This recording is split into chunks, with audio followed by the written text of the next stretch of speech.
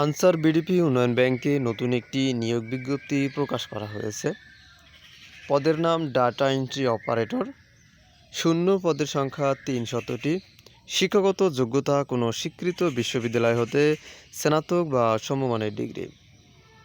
Computer বা data entry সংক্রান্ত সরকার স্বীকৃত কোনো প্রতিষ্ঠান হতে প্রশিক্ষণ বা কাজের অভিজ্ঞতা থাকতে হবে।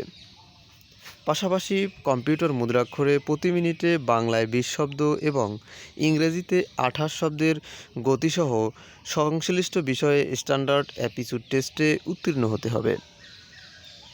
এবারে জানিয়ে দিচ্ছি আবেদনের শর্তাবলী।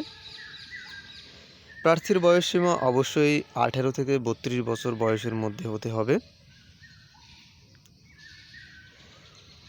জানিয়ে দিচ্ছি আবেদনের ঠিকানা।